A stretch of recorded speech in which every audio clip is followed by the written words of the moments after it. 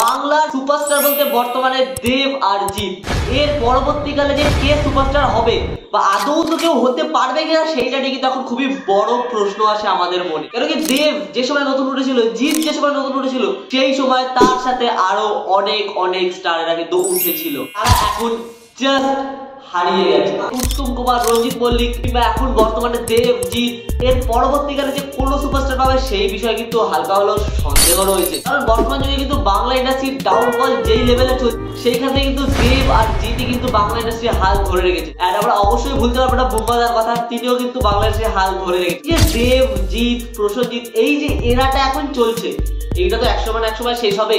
দেবও তো একসময় বয়স্ক হবে, জিতও তো হবে, তো এটা আমাদেরকে বুঝতে হবে। এর পরবর্তীকালে যে কোনো সুপারস্টার আসবে বলে তো আমার মনে হয় না। বাংলা ইন্ডাস্ট্রির এখন হাল তোমরা অবশ্যই দেখতে পাচ্ছ, প্রত্যেকটা সিনেমা কিন্তু আসছে বাট চলছে না। একমাত্র দেবের সিনেমার নামে কিন্তু টিকিট বিক্রি হচ্ছে, জিতের সিনেমার নামে কিন্তু টিকিট বিক্রি হচ্ছে বর্তমান সময় দাঁড়িয়ে। আর কিন্তু সেই ক্রেজটা নেই যে সিনেমা হলে দর্শক যাবে সিনেমার হিরোর নামে। বর্তমান সময় দাঁড়িয়ে অঙ্কুশ কিন্তু একটা সব থেকে ভালো চয়েস যে নেক্সট সুপারস্টার হতে পারে। এছাড়া আরো অনেকে রয়েছে, বাট তাদের মধ্যে সেই ক্যাপাবিলিটিটা নেই, সেরকম ভালো ডিরেক্টরের হাতে পড়ছে না, তাকে ভালো প্রেজেন্ট করা হচ্ছে না, তো সেই কারণে বাকি হিরোদের নাম আমরা একটা সাইডে রাখবো। অঙ্কুশের কথা এখানে কেন পার্সোনালি আমরা মেনশন করলাম, দেখুন অঙ্কুশ যেই সময় ইন্ডাস্ট্রিতে এসেছিল সেই সময় কিন্তু বাংলা ইন্ডাস্ট্রি দেব আর জিতের রং নবিয়ে বাজার চলছে। সেইখানে থেকে অঙ্কুশ যে বিভিন্ন জনরার যে সিনেমাগুলো করেছে, প্রত্যেকটা সিনেমাতে যে অঙ্কুশের একটা আলাদা ইমেজ তৈরি হয়ে গেছে, এই ইমেজের জন্য কিন্তু অঙ্কুশের নামেও টিকিট বিক্রি হতো।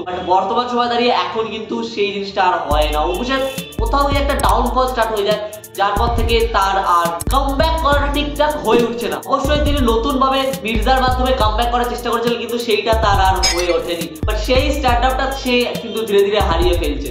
এখন দেখা গেল রক্তবীজ আছে, তার রক্তবীজে সে কিরকম পারফরমেন্স করে। এছাড়াও আমরা কথা যদি বলি বনি সেনগুপ্ত, বিক্রম চ্যাটার্জি, সোহম চক্রবর্তী, এরা যেই জর্না থেকে এসেছিল সেই সময়ও কিন্তু এদের নামে টিকিট বিক্রি হতো। যে ওল্ড জার্নার কথা বলছি আমরা, 2015, 16, 14, 18, 20 অব্দি বলবো ঠিকঠাক ছিল, তারপর থেকে এদের ক্রমশ ডাউনফল হয়ে যায়। সোহম চক্রবর্তী কিন্তু দেব, জিতের পরে নাম আসতো দেব, জিৎ, সোহম।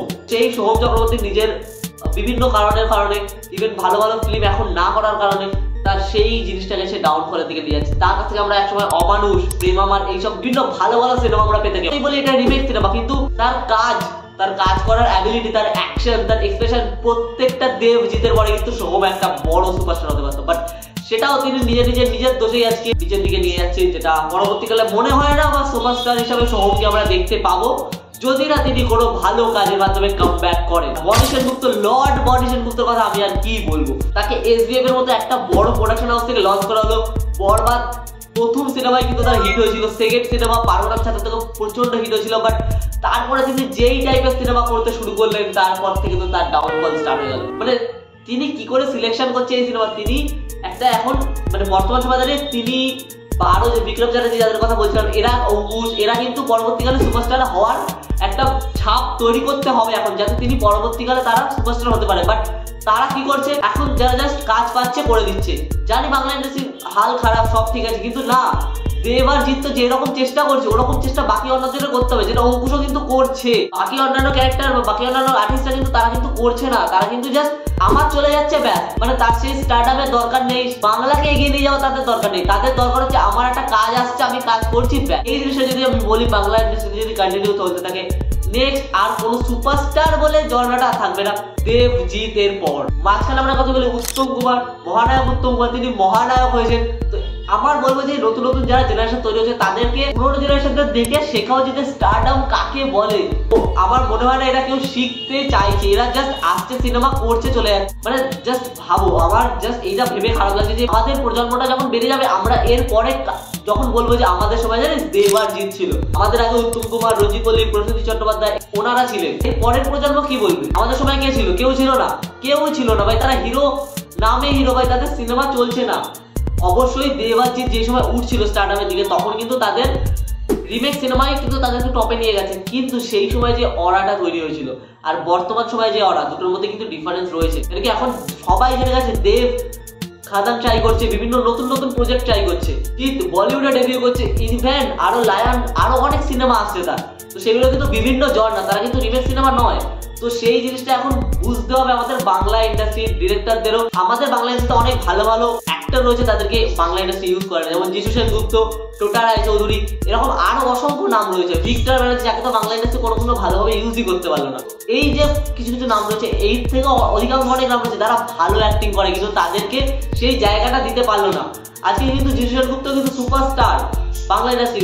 কেন সবাই এখন তাকে খাদানের নামে চেনে, ঠিক আছে, তিনি অবশ্যই অনেক অনেক কাজ করেছে, কিন্তু বর্তমান সময় খাদান তার এতটা হিট হয়েছে যেখানে দেব কিন্তু তাকে খুবই ভালোভাবে প্রেজেন্ট করতে পেরেছে। এবং এই রকমের প্রেজেন্ট আমাদের দরকার। অঙ্কুশ, বনি সেনগুপ্ত, যারা পরবর্তীকালে হিরো হতে পারে, তাদের নামে যাতে টিকিট বিক্রি হয়, তাদেরকে দেখার জন্য মানুষ হলে ছুটে যায়। একটা শাহরুখ খান যদি এখন একটা সিনেমা করে, তার যতই ডাউনফল ছিল, তার নামে কিছু টিকিট হলেও বিক্রি হবে, তার নাম কেন কি SRK, আর কিছু মানে কিন্তু সেই কিছুটা অনেকটা পরিমাণে। আর বাংলা ইন্ডাস্ট্রিতে দেব জিৎ যদি একটা সিনেমা বানায়, বা দেবের একটা সিনেমা আসতো, জিতের একটা সিনেমা আসতো, সেইখানে কিন্তু তাদের নামে টিকিট বিক্রি হয়। আজকে সোহম চক্রবর্তী একটা সিনেমা বানাচ্ছে, তার নামে কিন্তু টিকিট বিক্রি হচ্ছে না। অঙ্কুশের নামে কোথাও হলেও কোথাও কিন্তু হচ্ছে না। বনি সেনগুপ্তের কথা আমি ছেড়ে দিলাম। এখন বর্তমান সময়ে ভালো ডিরেক্টরের ভালো স্টোরির উপরে কাজ করা উচিত। প্রত্যেকটা হিরোকে নতুন ভাবে ইউনিক ভাবে প্রেজেন্ট করা, যাদেরকে আমাদের বাংলা ইন্ডাস্ট্রির দর্শক আগে এইরকম ভাবে দেখেনি। কেউ ভাবতে পেরেছিল যিশু সেনগুপ্তকে এত ভালোভাবে কাজ করা হবে, এত ভালো একটা মানে লার্জার দ্যান লাইফ দেখানো হয়েছে, যেরকম স্টোরিটার উপরে ফোকাস করা হয়েছে। তো সেইখান থেকে আমাদের বিভিন্ন বিভিন্ন বিভিন্ন ডিরেক্টরদের এই জিনিসগুলো শেখা উচিত। বাকি আপনাদের কি মতামত কমেন্ট করে জানান। বাংলার নেক্সট সুপারস্টার হিসেবে আপনারা কাকে দেখতে চান, নেক্সট দেব আর জিতের পরে কে হতে পারে সুপারস্টার, সেটাও কিন্তু কমেন্ট করে জানান। ভালো লাগলে লাইক করুন, চ্যানেল নতুন সাবস্ক্রাইব করুন, এন্ড মতামত কিন্তু অবশ্যই জানাবেন। বাংলা সিনেমার পাশে থাকুন, বাংলা সিনেমা দেখতে থাকুন।